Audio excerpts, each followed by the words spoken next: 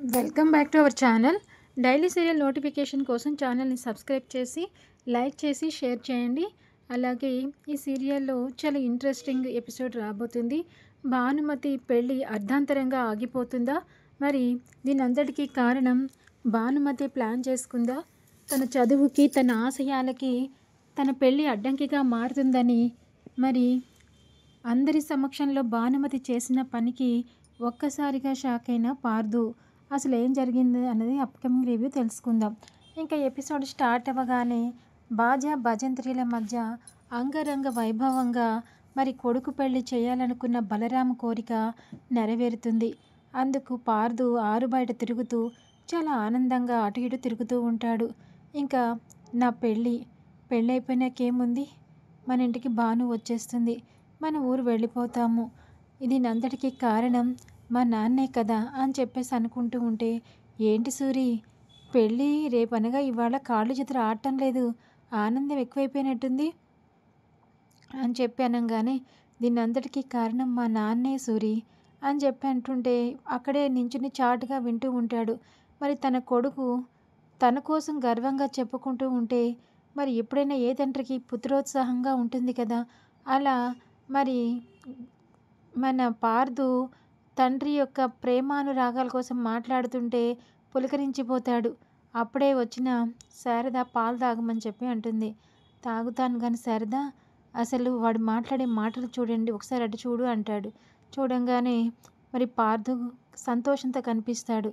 పార్దు అంత సంతోషంగా ఉండడానికి కారణం మీరేనండి, వాడి పెళ్ళికి ఒప్పుకున్నారు కదా, అందుకే అంత ఆనందంగా ఉన్నాడు.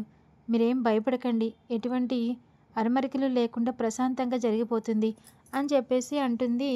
ఇంకా సార్, నా జీవితంలో మర్చిపోలేని సంఘటన, మర్చిపోలేని రోజులు వచ్చేస్తున్నాయి సూరి అని చెప్పేసి ఇంకా ఆనందంతో ఇంకా విహరిస్తూ ఉంటాడు పార్దు.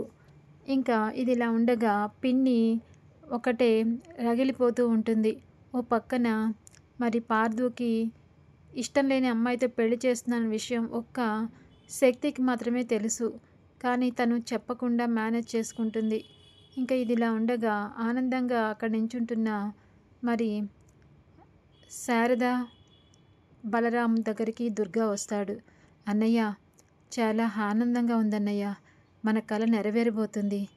ఎందుకంటే ఈ రోజుల్లో సాఫ్ట్వేర్ ఇంజనీర్లుగా ఇంకా డాక్టర్లుగా వాళ్ళు సెటిల్ అయిన వాళ్ళు మాత్రమే వాళ్ళకి సంబంధించిన వాళ్ళని పెళ్లి చేసుకుంటారు.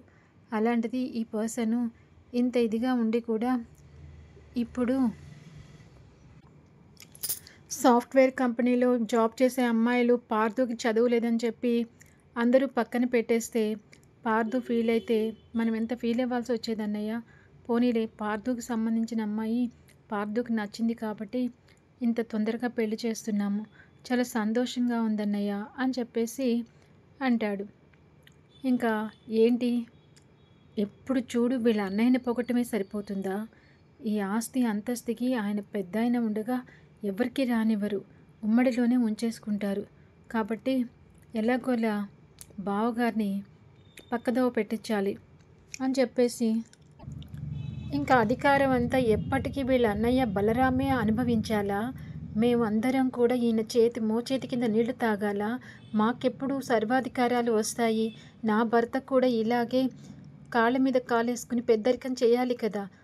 అప్పటి రోజు కోసం ఈ పార్దు పెళ్ళిలో ఆ భానుని ఇది చేయాలి అంటే ఆ భాను బాగా ఏదో మనసులో ప్రేమించినట్టుగా ఫీల్ అయిపోతున్నారు.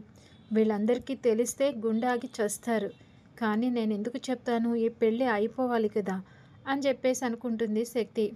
ఇంకా ఇది ఇలా ఉండగా మరి భానుమతి వాళ్ళ నానమ్మ బోలెడని నగలు పట్టుచీర అన్నీ కట్టుకుని ఉయ్యాల ఊగుతూ పాట పాడుకుంటూ ఉంటుంది. ఇంకా పక్కనున్న వాళ్ళందరూ వచ్చి ఊపుతూ ఉంటారు. ఏమైనా కుమారి, అర్ధాంతరంగా మీరు కోటీశ్వర్లు అయిపోయారే, నిజంగా మీకు ఇంత అదృష్టం వస్తుందని ఎప్పుడూ ఊహించలేదు. మొత్తానికి భానుమతి పేరుతో మీరు మొత్తం కోటీశ్వర్లుగా మారిపోయారుగా అనగానే, అవునే, ఇక నుంచి ఈ ఊరిలోనూ ఈ వాడలోనూ మా పేరు మారిమోగిపోతుంది, మా భానుమతికి కనివిని ఎరుగని రీతిలో పెళ్లి జరగబోతుంది, దానికి బోలెడంత ఐశ్వర్యం బోలెడంత డబ్బు అంతా ఉంది అని చెప్పేసి చెప్తూ ఉంటుంది. ఇంకా వచ్చిన వాళ్ళతో కమాండింగ్ చేస్తూ పనులు చేపించుకుంటూ ఉంటారు. కానీ ఇదంతా చూస్తూ పాపం భాను రేపు తెల్లవారితే నీట్ ఎగ్జాము. నా ఆశలు ఆశయాలు ఈ పెళ్లి రూపంలో హరించుకుపోతూ ఉంటే నేను చూస్తూ ఊరుకోవాలా? ఏదో ఒకటి చెయ్యొద్దా? ఒకప్పుడు భానుమతి ఏం తలుచుకున్నా చేసేది. ఇవాళ రేపు పెళ్ళనగా నేను ఎగ్జామ్ రాయాలన్న విషయంలో నేను తేల్చుకోలేకపోతున్నాను. ఎలాగోలాగా ఈ పెళ్ళిని తప్పించాలి అని చెప్పేసి అనుకుంటూ ఉన్న సమయంలో వాళ్ళ చెల్లి వచ్చి, అక్క నేను ఇప్పుడే ఒక సినిమాలో చూశానక్క, ఆ పెళ్లి కూతురికి 18 ఏళ్ళు నిండకపోతే పెళ్లి జరుగుతుంటే పోలీసులు వచ్చి అరెస్ట్ చేసి పెళ్లి ఆపేశారక్క. నీకు కూడా 18 ఏళ్ళు లేవు కదక్క. నీ ప్రాబ్లం అంతా పోలీసులకు ఫోన్ చేసి చెప్దామక్క, అప్పుడు వాళ్ళే చూసుకుంటారు అనగానే, అమ్మో అంత పని చేస్తే ఏమవుతుందో ఏమోనే. ఏమీ అవ్వదక్క, నీ పెళ్ళి ఆపడానికి ఇదే ఒక మార్గం. రా అక్క ఫోన్ చేద్దాం అని చెప్పేసి వాళ్ళ నాన్న ఫోన్ తీసుకుని బయటకు వస్తారు. ఇంకా వెంటనే ఫోన్ చేస్తే ఒక కానిస్టేబుల్ లిఫ్ట్ చేస్తాడు. హలో ఎవరండి అనగానే, సార్ నేను ఫలానా వాళ్ళ అమ్మాయిని. ఇలా నాకు ఇష్టం లేకుండా మరి పెళ్లి కార్యక్రమం చేస్తున్నారు. నాకు మైనారిటీ తీరలేదు, 18 ఏళ్ళు లేవు. కాబట్టి ఈ పెళ్ళిని వచ్చి మీరు ఆపేస్తే నేను చాలా సంతోషిస్తాను. అడ్రస్ చెప్పమ్మా, మా మా వాళ్ళకి పాస్ చేస్తానని చెప్పనగానే ఇంకా అడ్రస్ అంతా మొత్తం మెసేజ్ చేస్తుంది. అది చూసుకున్న కుమారి, సరేనమ్మా నువ్వు మొత్తం అడ్రస్ అంతా ఇచ్చావు కాబట్టి రేపు నీ పెళ్లి టైం కల్లా పెళ్ళి వచ్చి ఆపే బాధ్యత మాది. నువ్వు ధైర్యంగా ఉండు అని చెప్పి అనగానే థ్యాంక్ యూ సార్ అని చెప్పేసి అంటుంది. ఇంకా ఇది ఇలా ఉండగా మరి పార్దు పెళ్ళికి ఇంకా అందరూ కూడా బంధువులందరూ రెడీ అయిపోయి పెళ్లిపీటల మీ దగ్గరికి వచ్చేసరికి తలంబ్రాల బియ్యం, మరి పట్టుబట్టలు కట్టుకోవటం అన్నీ ఎవరికి వాళ్ళు హడావిడిగా ఉంటారు. ఇంకా భాను మాత్రం కానిస్టేబుల్కి ఫోన్ చేశాక వచ్చిన తర్వాత బాధగానే కూర్చుంటుంది. ఇంకా వాళ్ళ అమ్మ వచ్చి, ఏంటి పెళ్ళికి అన్ని ఏర్పాట్లు చేస్తుంటే నువ్వు ఇంకా ఇలాగే కూర్చుంటావేంటి? నువ్వు అనుకున్నట్టుగా ఈ పెళ్ళేమీ జరగదు అని చెప్పేస్తుంది. ఎలా జరుగుతో నేను చూస్తాను. అమ్మ చెప్పిన దానికి రివర్స్గా మొత్తం మారిపోతుంది అని చెప్పేసి అనుకుంటూ ఉంటుంది. ఇంకా ఇది ఇలా ఉండగా కరెక్ట్గా పెళ్లి పీటల మీదకి తీసుకొచ్చిన తర్వాత భానుమతికి పార్దుకి అందరి ఆశీర్వాదంతో పెళ్లి జరుగుతూ ఉంటుంది ఘనంగా. ఇంకా అప్పుడే తాళి కట్టడానికి సిద్ధపడతాడు. ఈ లోపలే పోలీసులు వచ్చి, ఈ పెళ్ళి ఎవరు చేపిస్తున్నారు? మైనారిటీ తీరిన అమ్మాయికి పెళ్ళేంటి? అరెస్ట్ చేస్తున్నాను అని చెప్పేసి అంటాడు. ఇంకా ఆ మాటకి వాళ్ళంతా, మాకు తెలియదండి. ఏంటండి తెలియకపోవడం?